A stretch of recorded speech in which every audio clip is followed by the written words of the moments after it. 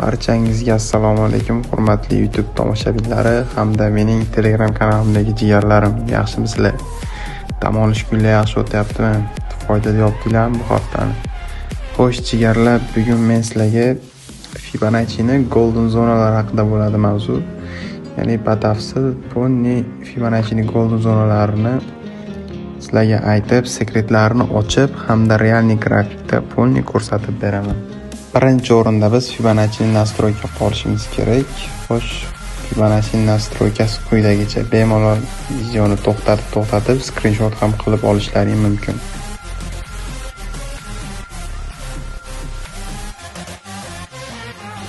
Endi bizni Fibonacci'mizga keladigan bo'lsak, bizda 3 ta golden zona bor. Ya'ni 0.5 hamda 0.618 bitta zona, 0.705 hamda 0.79 bitta zona, 0.89 hamda 1 bitta zona, ya'ni 3 ta blok, ya'ni 3 ta zona qilib olamiz.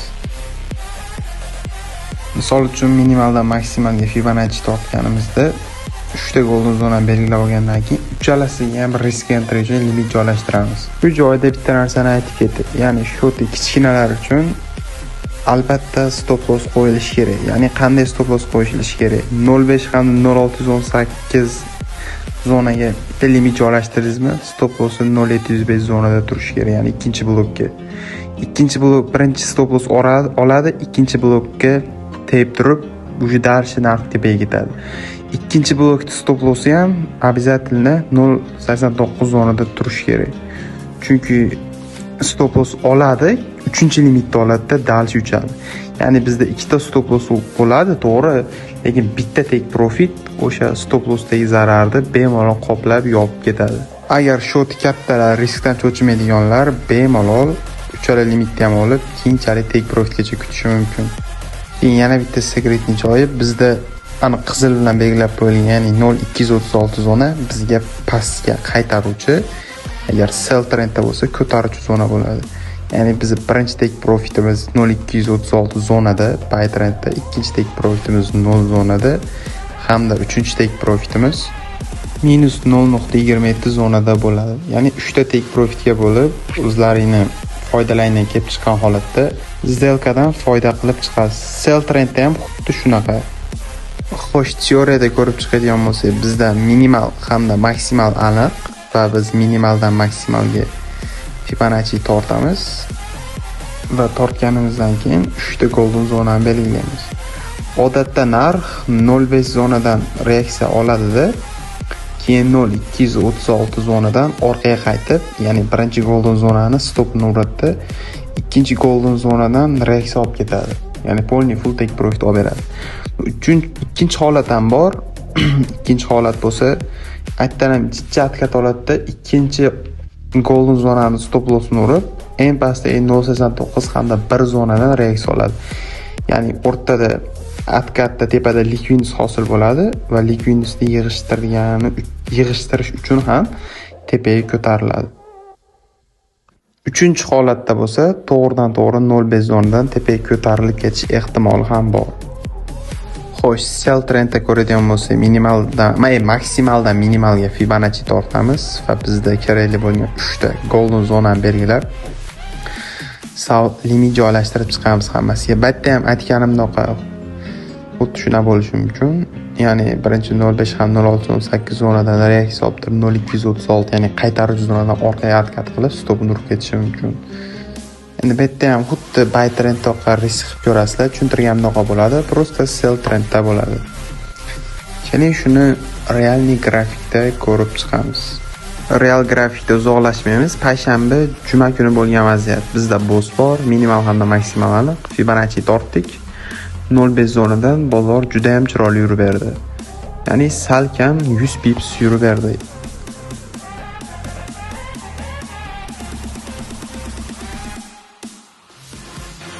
Yana bitta bo'lgan vaziyat, mana shu hafta boss bor, minimal maksimal aniq. Minimaldan maksimalga Fibonacci tortdik. 0.5 zonadan juda ham chiroyli reaksiya berib ko'tarilib bergan. Xo'sh, bizda 270 punkt, ya'ni 270 pips punktni farqi yo'q, shuncha yurib bergan. Ya'ni bu normal.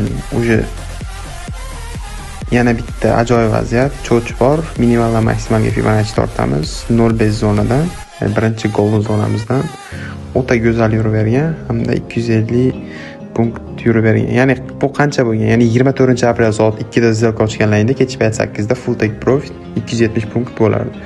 Sell trendda maksimal hamda minimal aniq birinchi golden zonamizdan o'ta go'zal yuraverganda full take profit olib bergan.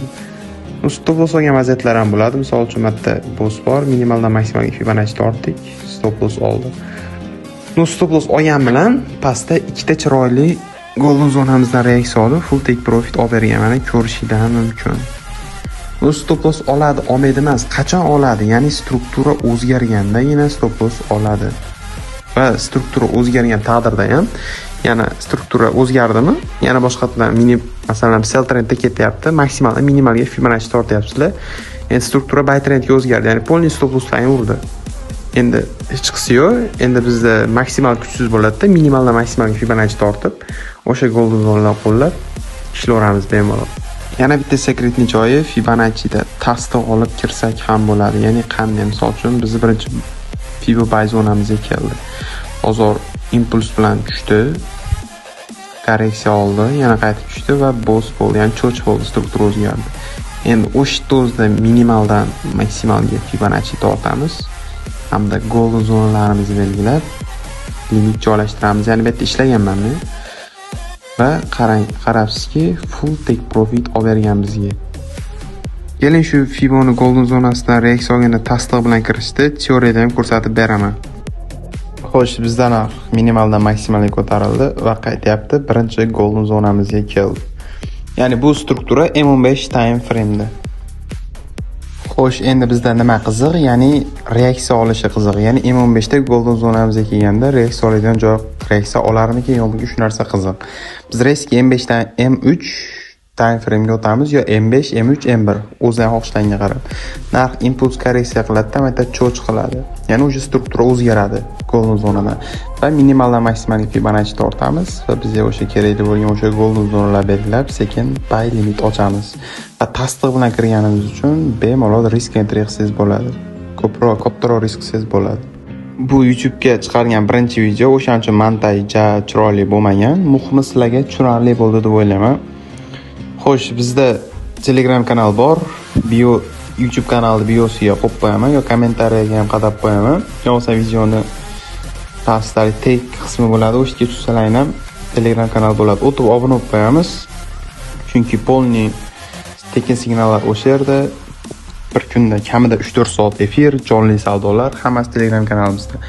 O'sha Telegram kanalimdagi obunachilar bo'lsa, kelasi video nima haqida chiqishida bemalol menga yozsalar ham bo'ladi. Lichkam Telegram kanalimning biosida bor.